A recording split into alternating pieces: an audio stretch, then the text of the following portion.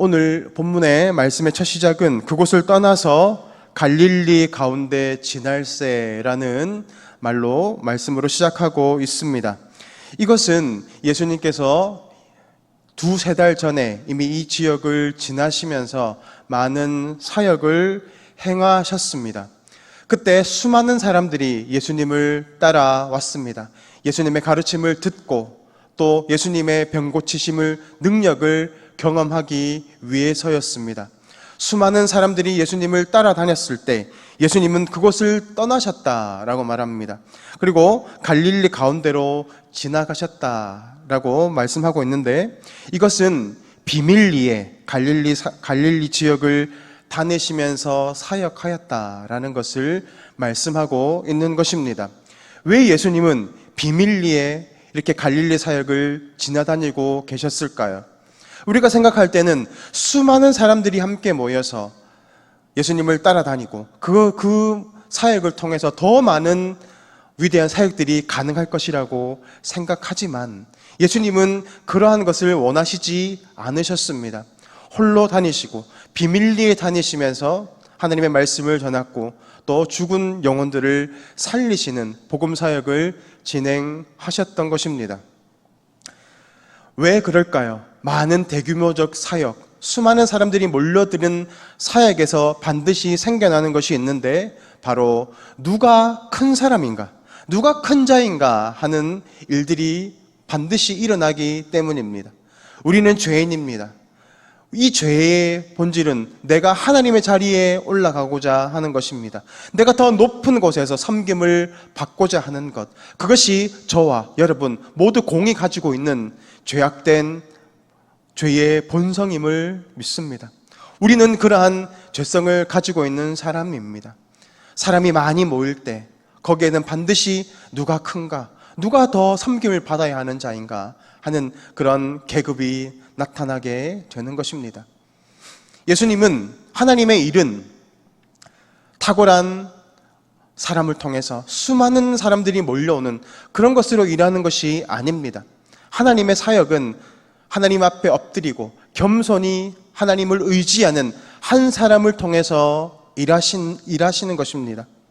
모세는 자기가 이집트의 왕자였을 때 무언가 위대한 일을 할 것이라고 생각했지만 자신이 아무것도 아닌 존재임을 깨닫고 이제 나이가 80이 되어서 더 이상 소망이 없다고 인정했던 그 시기에 하나님이 그를 찾으셨고 그를 사용하셨습니다. 기드온도 그랬습니다. 나는 므낫세 지파의 가장 작은 자입니다. 나는 소망이 없는 자입니다 라고 고백했을 때 하나님은 그를 큰 용사라고 부르셨고 그를 통해서 위대한 일들을 행하였습니다. 성경에 나오는 쓰임받는 모든 위대한 인생들은 자신의 소망 없음을 고백하고 하나님을 온전히 의지하며 나아갔을 때 하나님은 그 사람을 통하여서 위대한 일들을 행하시는 것을 우리는 바라봅니다. 오늘 제자들은 역시 이러한 죄성 가운데 빠져 있습니다. 하나님을 의지하는 것이 아니라 내가 더 높아진 자리에서, 하나님의 그 자리에서 무언가 놀라운 일들을 행하고자 하는 어리석음 가운데 있습니다. 그리하여 그들은 역시 길거리에서 누가 큰 자인가, 누가 더 높은 자인가를 토론하고 있었습니다. 왜냐하면 이제는 예수님은 큰 영향력을 발휘하는 인물이 되었습니다. 이제는 무시할 수 없는 인물이 되었습니다. 수많은 사람들이 그를 따랐습니다. 수천 명이 모였고 수만 명이 예수님을 따라다녔습니다. 예수님을 왕으로 모시고자 했습니다. 그런 모습을 바라보면서 그들은 누가 더 큰 자인가, 더 높은 자리에 섬김받는 자리로 나아가고자 하는 모습을 보이고 있는 것입니다. 그렇게 인생은 망가집니다. 그렇게 공동체는 무너져 가는 것입니다. 오늘 그러한 죄악 가운데, 실수 가운데 빠지지 않기 위해서 오늘 성경은 어떻게 말씀하고 있습니까? 31절 말씀을 보겠습니다. 31절 말씀입니다. 같이 읽겠습니다. 이는 제자들을 가르치시며 또 인자가 사람들의 손에 넘기워 죽임을 당하고 죽은 지 3일 만에 살아나리라는 것을 말씀하시는 영권이라. 예수님은 갑자기 자신의 죽으심에 대해서, 이 말씀하고 계십니다. 그리고 다시 살아날 걸 또 말씀하십니다. 죽음이란 게 무엇입니까? 죽음이라는 것은 낮아짐입니다. 비참한 상태입니다. 반면에 부활은 무엇입니까? 높아짐을 의미합니다. 영광스러운 것을 의미하는 것입니다. 바로 이 죽음의 낮아짐이 있어야 부활이 있듯이 낮아짐이 선행되어야 높아짐이 있다는 것을 알려주시기 위한 것입니다. 사람들은 높아지고자 합니다. 낮아지는 것을 두려워합니다. 낮아지면 무시당한다고 생각합니다. 멸시당한다고 생각합니다. 그래서 세상의 사람들은 더욱더 높아지기 위해서 섬김을 받는 자리로 나아가고자 합니다. 왜 그렇습니까? 그래야 내가 무시당하지 않는다고, 멸시당하지 않는다고 생각합니다. 그렇게 서로를 밟고 일어서려고 하는 것이 세상의 모습입니다. 내가 너보다 잘났어. 내가 너보다 더 많이 가졌어. 내가 당신보다 더 많은 힘을 가졌어. 그렇게 과시하면서 섬김을 받는 자리로 나아가야 살아날 것이라고 생각합니다. 그렇지만 그렇지 않습니다. 마귀의 전략은 무엇입니까? 우리를 죽이고 멸망시키고자 하는 것. 그것이 바로 마귀의 전략입니다. 공멸하는 것입니다. 너도 죽고 나도 죽고 다 죽는 것. 그게 바로 이 세상의 법입니다. 그렇지만 하나님의 법은 그렇지 않습니다. 다 같이 살아나는 것, 공생하는 것입니다. 너도 살아나고 나도 살아나는 것. 그것이 바로 하나님의 법입니다. 그렇다면 어떻게 하면 우리가 같이 살아날 수 있습니까? 같이 섬기는 자가 되어야 합니다. 나보다 남을 낮게 여기는 것, 그렇게 섬겨내고 헌신하고 나의 생명을 다해서 섬겨 나아갈 때 나도 살고 당신들도 살고 우리 모두가 사는 것입니다. 오늘 예수님은 자신이 이 땅에 온 목적에 대해서 이렇게 말씀하십니다. 마태복음 20장 28절 말씀입니다. 우리 다 같이 읽겠습니다. 인자가 온 것은 섬김을 받으려 함이 아니라 도리어 섬기려 하고 자기 목숨을 많은 사람의 대속물로 주려 함이니라. 예수님이 이 땅에 온 것은 섬기기 위해서 오셨다고 말씀하십니다. 왜냐하면 자신의 섬김과 자신의 희생을 통하여서 같이 살아나야 하기 때문입니다. 이것은 감추어 있었던 비밀이었습니다. 누구도 이것을 알지 못했습니다. 그런데 예수님께서 오셔서 이 비밀을 풀어주셨습니다. 우리가 어떻게 하면 같이 살아날 수 있습니까? 우리 가정이 어떻게 살아날 수 있습니까? 우리 교회가 어떻게 살아날 수 있습니까? 이 열방이 어떻게 살아날 수 있습니까? 섬겨야 합니다. 서로 헌신하며 봉사하고 그렇게 섬겨낼 때 살아나게 되는 것입니다.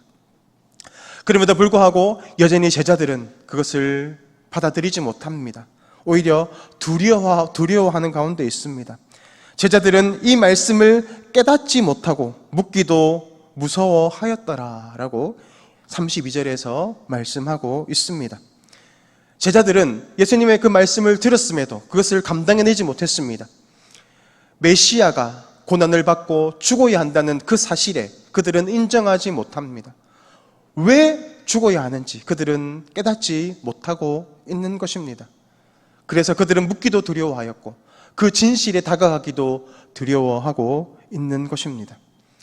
그러한 어리석은 제자들을 향하여서 예수님은 비유로 설명하고 계십니다. 37절 말씀입니다.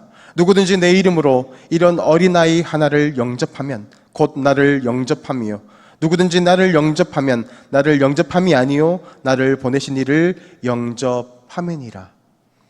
이 비유를 통하여서 제자들을 깨우쳐가고 있습니다. 여기에서 어린아이라고 하는 파이디온이라는 헬라어는 4세에서 5세 정도의 어린이입니다.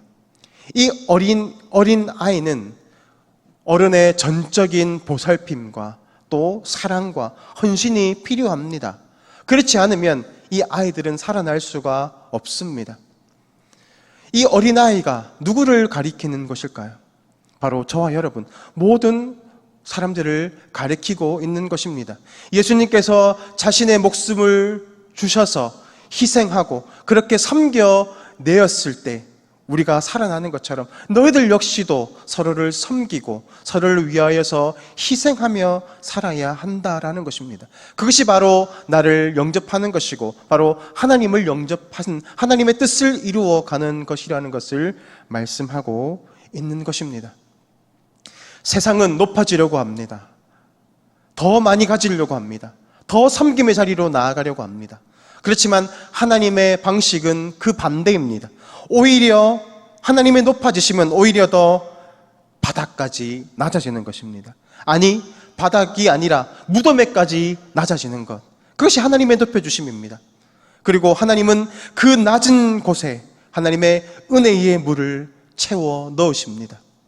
마치 강바닥에 물이 차듯이 바다에 물이 차는 것처럼 그곳에 수많은 생명들이 모여서 살아가는 것처럼 생명을 품어내고 또 그들을 회복시키고 그들을 이끌어가는, 인도하는 하나님의 그 복음의 도구로 우리를 사용하시기 위하심으로 하나님은 오늘도 우리를 낮은 곳으로 내어 모십니다. 오늘 그 낮은 곳을 두려워하지 맙시다. 우리가 낮아지면 하나님은 높아지십니다. 우리가 죽어질 때 하나님은 살아서 역사하십니다. 내가 죽어질 때 하나님은 우리 가정을 살리실 것이고, 내가 죽어질 때 하나님은 동부교회를 살려내실 것이고, 우리 동부교회가 죽어질 때에 하나님은 동부교회를 통하여서 열방을 세워가실 줄 믿습니다. 오늘도 이러한 하나님의 그 비밀 가운데 살아가시는 축복된 성도님들 되시기를 주님의 이름으로 축원합니다. 이 시간 화면을 보시고 기도의 제목을 다 같이 읽겠습니다. 섬김과 헌신의 자리에 축복을 바라보게 하옵소서. 낮은 자에게 주시는 하늘의 은혜로 내 영혼을 채워 주옵소서. 이 시간 다 같이 기도하겠습니다. 지금도 살아서 역사하시는 하나님 아버지, 우리가 죽어질 때에 주님이 살아나시고 우리가 낮아질 때에 주님이 높아지심을 믿습니다. 우리의 낮아짐을 통하여서 하나님의 나라가 임하게 하시고 하나님의 역사가 우리의 가정 가운데, 우리 삶 가운데, 우리 교회 가운데, 열방 가운데 임하게 하여 주시옵소서. 그러한 비밀을 가진 자로 살아가게 하시고 순종함으로 놀라운 축복의 주인공이 되어줄 수 있도록 주님 우리를 사용하여 주시옵소서. 감사를 드리며 예수 그리스도 이름으로 기도드립니다. 아멘.